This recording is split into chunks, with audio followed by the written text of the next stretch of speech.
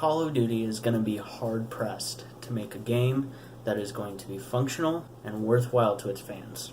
What's up, guys? Brandon here, and today I want to talk about Call of Duty World War II for a little bit. Now, I've been playing Call of Duty since I was younger.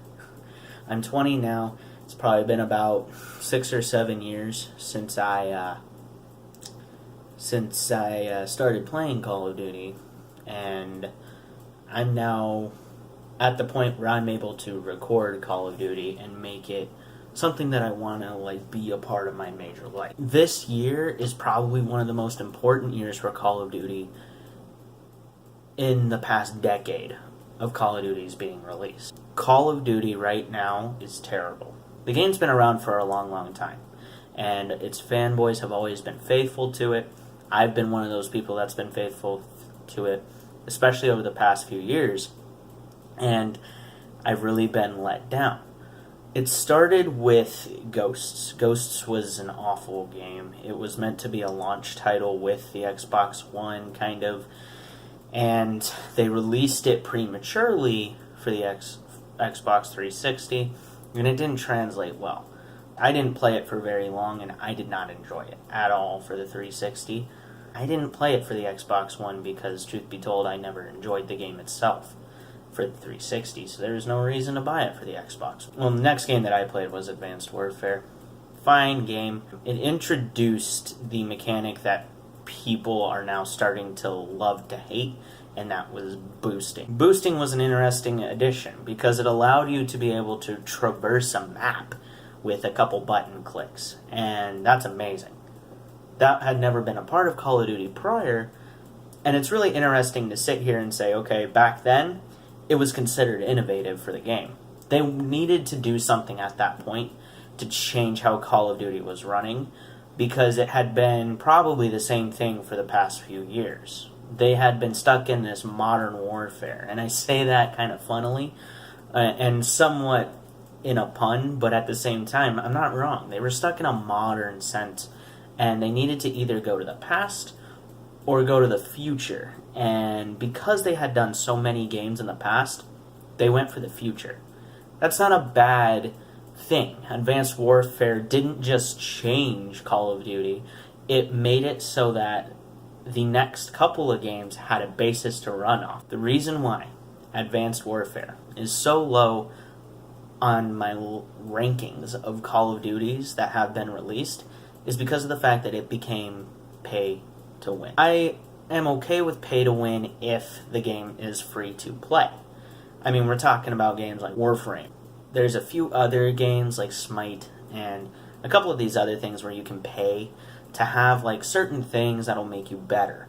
And that's the business model. If you want to be good at the game, you need to buy our extra product, our micro DLC, in order to be able to be even competitive at the game, and that makes sense.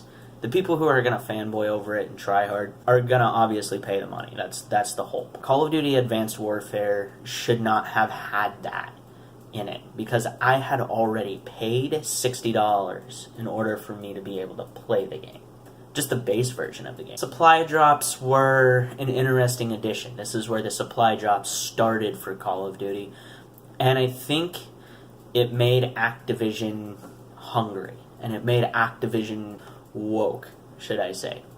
It's a terrible phrase, but you get what I'm saying. Activision had its eyes open to the possibility of making a ton of money on these microtransactions, and who can blame them? Of course they're going to hop on it in future games, and that's what I wanted to talk about in terms of Black Ops 3 and Infinite Warfare and Modern Warfare Remastered. In terms of Black Ops 3, when we first heard about Black Ops 3, we were told that the micro DLC and the supply drops were not going to be a thing in this game. And unfortunately, after a couple of months into the game, it became a thing.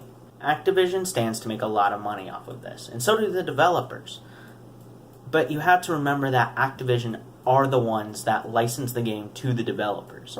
In terms of Black Ops, Treyarch was, in my opinion, forced to put in these supply drops because Activision was kind of pushing them to.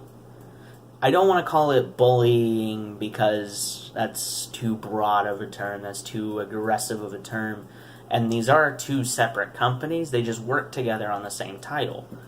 So I do want to say that the license, because the licensing belongs to Activision, Activision stands to make a lot more money off of these supply drops. So they're like, hey, throw them in there because if we make some money, you'll make some money, and yeah. When Treyarch said, we don't want to put that in our game, and Activision for the first time said, okay, that's fine, at first. A few months later, they realized, hey, Advanced Warfare made us more money at the beginning than Black Ops 3 did, so we should put in those micro DLC because that's really the thing that's missing. Not necessarily game sales, but sales on microtransactions. And truth be told, Black Ops 3 ended up having microtransactions. Now, at first, I was okay with this as well. I'm okay with companies putting in ways to make more money because, why not? The other thing is that when we first got them, we were expecting cosmetic only. We were expecting things to make the game pop and add customization to your character.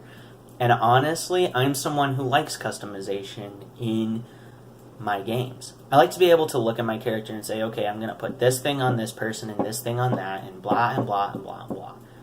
I like that about games. I don't necessarily love just cookie cutter games where you're going to be stuck doing the same thing the entire time.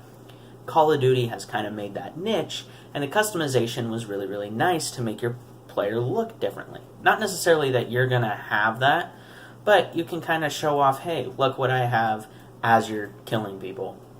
Kind of a weird concept, but truth be told, it was cool. It added something to the game that Call of Duty hadn't had before. Where they went wrong was that they started putting weapons in the supply drops. The variants were really bad in Advanced Warfare, but adding actual weapons into Black Ops 3 was kind of disappointing. A lot of people thought that they would stick to the cosmetic only thing, and I have a feeling that they weren't making enough money on the cosmetic only idea, so they scrapped it and put weapons in the game. I was able to pick up a supply drop weapon. That's the AK-74U, and it melts. It's so good, and I love it. It's like the old school AK-74U from Modern Warfare Remastered, from the original Black Ops, and you're looking at it like, this is a gun that I can deal with. They also put other guns from past games. Another one was the FFAR. That gun's ridiculous. It's a remake of the FAMAS from Black Ops 1. It's just a quick kill time. It's a gun that you have to get in the supply drop. You're not going to get those weapons unless you pay a lot of money. Just because they're so rare, it's hard to be able to just drop $5 on however many COD points that equates to and get it in however many supply drops that equates to. Now, that's where Black Ops 3 went wrong.